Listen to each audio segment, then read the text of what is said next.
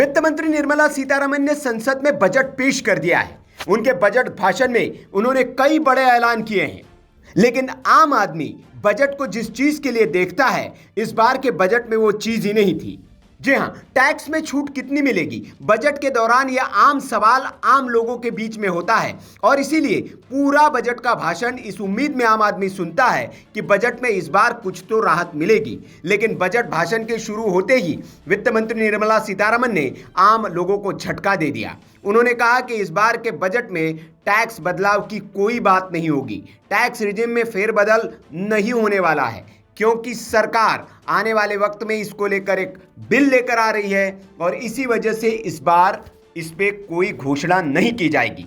अब नया आयकर कानून को बजट सत्र के दौरान संसद में पेश किया जाएगा।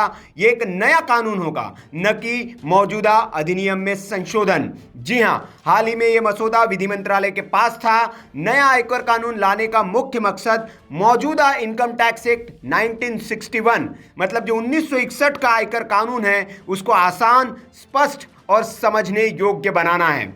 तो मोदी सरकार जो है 1961 के इनकम टैक्स एक्ट को खत्म करना चाह रही है और उसके जगह एक नया कानून लाने की तैयारी कर रही है, जो इसी बजट सत्र में पेश किया जाएगा। नए कानून में क्या बदलाव संभव है, ये भी जान लीजिए। कानून को आसान भाषा में लिखा जाए ताकि आम लोग इसे आसानी से समझ सके, ये पहली प्रायोरिटी है। दूसरा, अनावश्यक और अप्रचलित जो प्रावधान है उनको हटा दिया जाएगा। कर विवाद जो है, टैक्स लिटिगेशन जिसको कहा जाता है, उसको कम किया जाएगा। टैक्स पेयर के लिए कंप्लायंसेस को आसान बनाया जाएगा।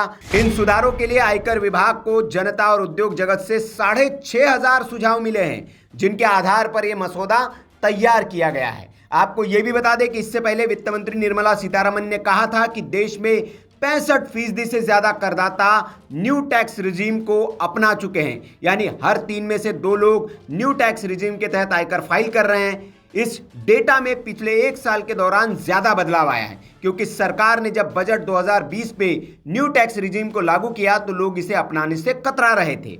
आपको यह भी जानकारी दे दें कि पिछले साल जुलाई में बजट के दौरान सरकार ने न्यू टैक्स रिजीम के तहत स्टैंडर्ड डिडक्शन को 50,000 से बढ़ाकर 75,000 रुपए किया था, लेकिन ओल्ड टैक्स रिजीम में अब भी स्टैंडर्ड डिडक्शन की लिमिट 50,000 रुपए ही है।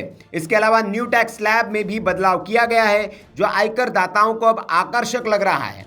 आपको बता दें कि न्यू टैक्स रिजीम में 0 से 3 लाख रुपए तक आयकर शून्य है, यानी कि ये टैक्स फ्री इनकम है। 3 से 7 लाख रुपए तक के लिए 5% इनकम टैक्स रखा गया है। वहीं 7 से 10 लाख पर 10% लगता है।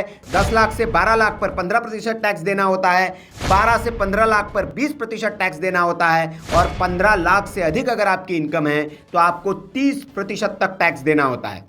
जबकि जो पुरानी टैक्स रिजीम है उसमें 2.5 लाख रुपए तक आय की सीमा पर 0% टैक्स, यानी कि छूट है। 2.5 लाख से 5 लाख रुपए तक की आय पर 5% लगता है।